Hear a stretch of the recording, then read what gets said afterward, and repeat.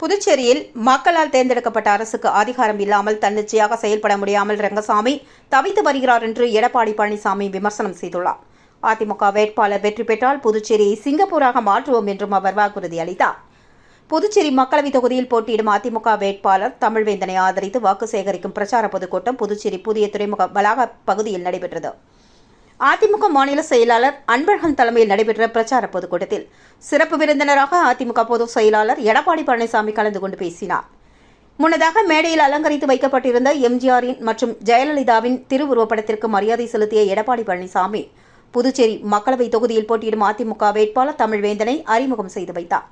தொடர்ந்து பேசிய அவர், புதுச்சேரியில் மக்களால் தேர்ந்தெடுக்கப்பட்ட அரசுக்கு அதிகாரம் இல்லாததால் கைகட்டி வேடிக்கை பார்க்கக்கூடிய நிலைமை உள்ளது என்றும் முதலமைச்சர் ரங்கசாமி தன்னிச்சையாக செயல்பட முடியாமல் தவித்து வருகிறார் என்றும் விமர்சனம் செய்தார். இதற்கெல்லாம் முடிவு கட்ட வேண்டும் என்றால் புதுச்சேரிக்கு மாநில அந்தஸ்து பெற வேண்டும், அது அதிமுகவால் மட்டுமே முடியும் என்றும் தெரிவித்தார். புதுச்சேரி தொகுதியில் வெற்றி பெற்றால் தமிழ்வேந்தன் மட்டுமல்லாமல் தமிழகம் முழுவதும் வெற்றி பெறும் 40 நாடாளுமன்ற உறுப்பினர்களும் புதுச்சேரிக்கு மாநில அந்தஸ்து கேட்டு நாடாளுமன்றத்தில் குரல் கொடுப்பார்கள் என்றார்.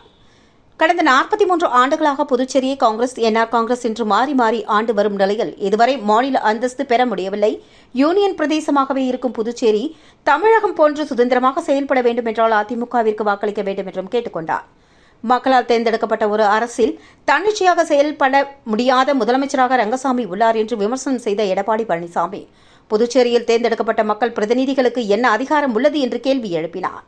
மேலும் 10 ஆண்டு காலமாக உள்ளாட்சி தேர்தல் நடத்தப்படவில்லை, இதனால் அடிப்படை வசதிகள் இல்லாமல் மக்கள் தவித்து வருவதாகவும் செயலிழந்த அரசாக புதுவை அரசு உள்ளது என்றும் அடுக்கடுக்காக குற்றம் சாட்டினார். தனியார் மருத்துவக் கல்லூரிகளில் வழங்கப்படும் 35% இடஒதுக்கீட்டை 50% உயர்த்தி வழங்கிட வேண்டும் என்று கேட்டுக்கொண்ட அவர், விமான நிலைய விரிவாக்கம் செய்யும் போது சுற்றுலா வளர்ச்சி அடையும் மாநிலத்திற்கும் வருவாய் அதிகமாகும் என்றும் தெரிவித்தார். அதிமுக வேட்பாளரை பெருவாரியான வாக்குகள் வித்தியாசத்தில் வெற்றி பெற செய்தால் புதுச்சேரியை சிங்கப்பூராக மாற்றுவோம் என்றும் போதையில்லாத மாநிலமாக புதுச்சேரி உருவாக்கப்படும் என்றும் தெரிவித்தார். அதிமுக பொதுக்கூட்டத்தில் புதுச்சேரி, கடலூர் மற்றும் விழுப்புரம் மாவட்டங்களைச் சேர்ந்த ஏராளமான அக்கட்சியின் நிர்வாகிகள், தொண்டர்கள் பங்கு பெற்றனர்.